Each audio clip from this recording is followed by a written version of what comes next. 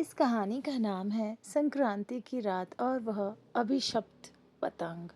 यह एक डरावनी कहानी है।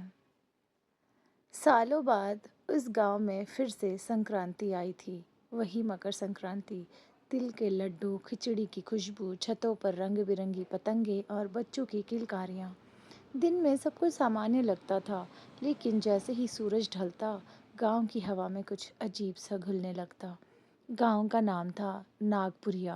कहा जाता था कि यह गांव जितना खूबसूरत दिन में लगता है, रात को उतना ही डरावना हो जाता है, खासकर संक्रांति की रात। पूरी कहानी जो सब जानते थे, बुजुर्ग कहते थे, संक्रांति की रात आसमान में सिर्फ पतंगे नहीं उड़ती, कुछ और भी उड़ता है। लेकिन आज की पीढ़ी हंस देती। डरावनी कहानियाँ, भूत प्रेत, सब बेकार की बातें। इस साल बच्चों में सबसे ज़्यादा उत्साह था। रवि, सोनू, पिंकी और मीना, चारों दोस्त नई पतंगों के साथ छत पर चढ़े। अचानक रवि बोला, देखो वो काली पतंग। वाकई आसमान में एक पूरी तरह काली पतंग उड़ रही थी। उस पर कोई डिजाइन नहीं, कोई रंग नहीं, बस काला साया। मीना ने कांपते हुए कहा, संक्रांति पर काली पतंग, वो भी बिना मांझे की आवाज। सोनू हंस पड़ा, डरपोक मत बनो, मैं काट के दिखाता हूँ। वो पतंग जो कटती नहीं थी, सोनू ने मांझा खींचा पूरी ताकत से, लेकिन पतंग कटी नहीं। दूसरी बार खींचा, मांझा उल्टा उसी की ओर खींचने लगा। तभी हवा अचानक ठंडी हो गई, ढोल की आवाज रुक गई, आसपास की पतंगे नीचे गिरने लगी। और तभी फटाक, सोनू का मांझा खुद ब खुद टूट गया।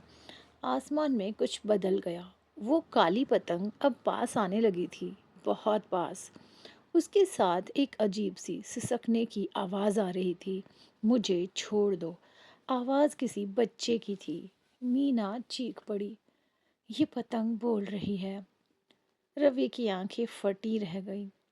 भयानक सच, अचानक गांव की सबसे बूढ़ी औरत दादी चंद्रकला छत पर आ गई। उन्होंने पतंग को देखते ही कहा, हे भगवान, फिर लौट आई। सब सन्न।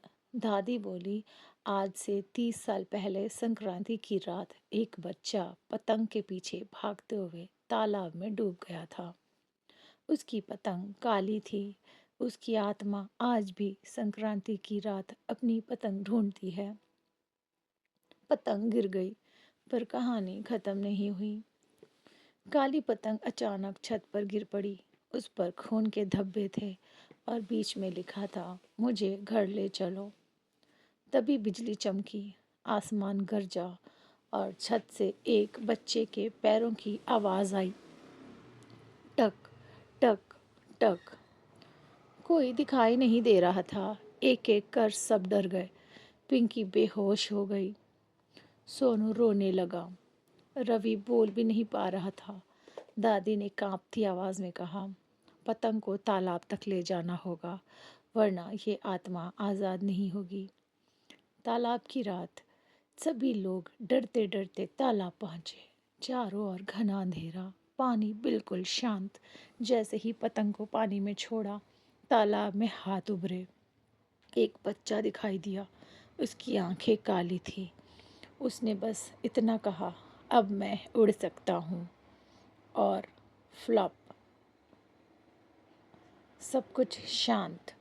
अगली सुबह गांव में संक्रांति की धूप फिर खिली, पतंगे फिर उड़ी, हंसी लौट आई।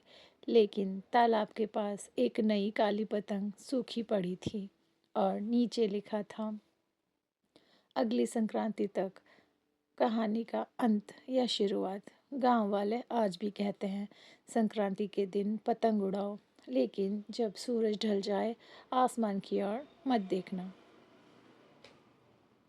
अगर आपको ये कहानी पसंद आई तो इस कहानी को लाइक करें, मेरे चैनल को सब्सक्राइब करें और ज़्यादा से ज़्यादा शेयर करें। Thank you so much.